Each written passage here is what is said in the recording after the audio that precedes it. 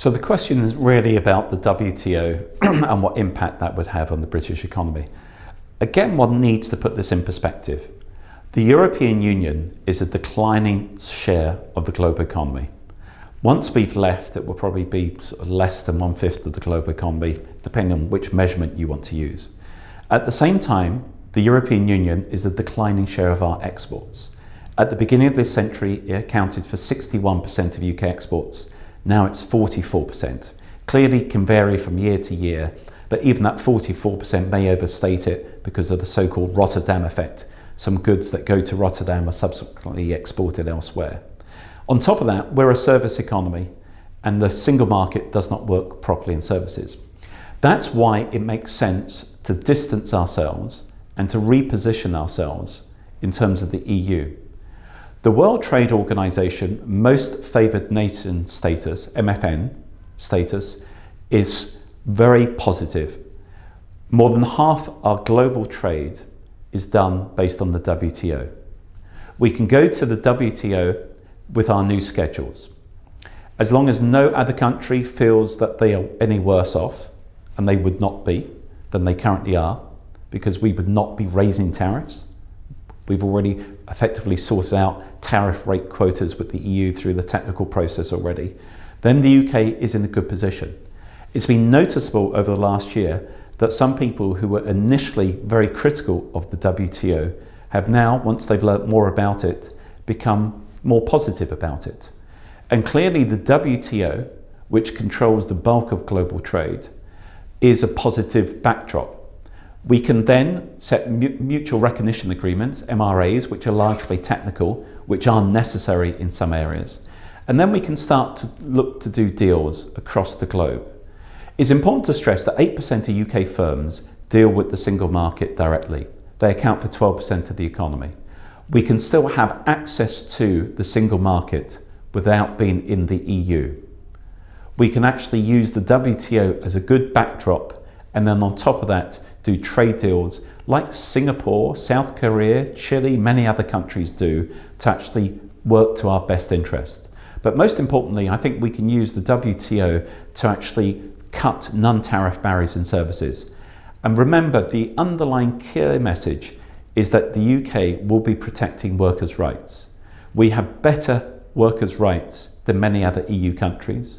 We've been at the forefront of pushing for workers' rights across the EU. And once we're outside the EU, we will then not be answerable to Brussels on these issues, but Westminster and politicians there will be answerable to the British public, and therefore we will have not only WTO membership and trade deals, but also a very good standard for workers' rights in the futures. So is a second referendum the democratic way forward? I would say no. In fact, in Clean Brexit, we have a whole chapter on this issue. Let's remember that before the referendum, the UK government, I would say, exploited their position by delivering to 27 million households an official document that outlined why, in their view, the country should vote to remain. But a key aspect of that official document was that this is a once-in-a-generation experience. This was it. Remember, more people voted to leave than have voted for anything in British history, and that was despite Project Fear. During the referendum campaign, the figure that came up more often than not was the 500,000 figure. I came across many people who said that they would want to vote to leave, but they were scared because they might lose their job, because the Treasury, wrongly as it proved, had said that there would be 500,000 job losses within the first year of a vote to leave. Moreover, let's remember that Parliament has voted 3 times and debated extensively 3 times at least on this issue. In June 2015, Parliament voted 554 to 53 to allow the people to decide in a referendum. In February 2017, Parliament voted 494 to 122 to uphold the decision to leave.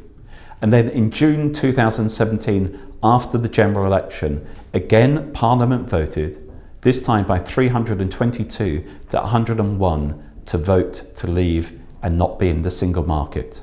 So Parliament in June 2015, February 2017, June 2017, and the people in June 2016 voted to leave.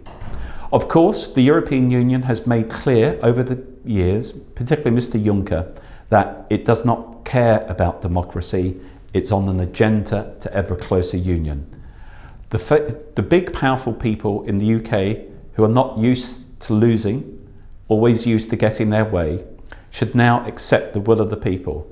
And remember, if Parliament decides to have a second referendum, it will have failed in its democratic responsibility to uphold the will of the people expressed in that referendum in 2016.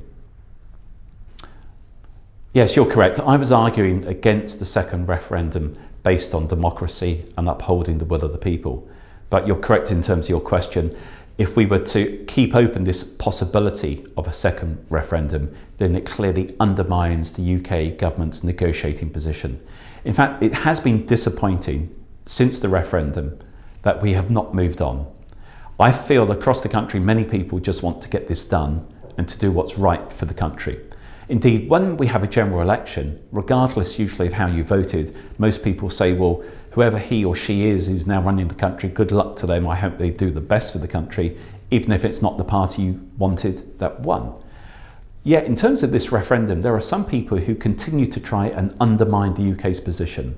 And keeping open the possibility of a second referendum almost incentivises the European Union to not do a deal with us, incentivises the EU to try and be unhelpful and not do things that are even in their best interest economically.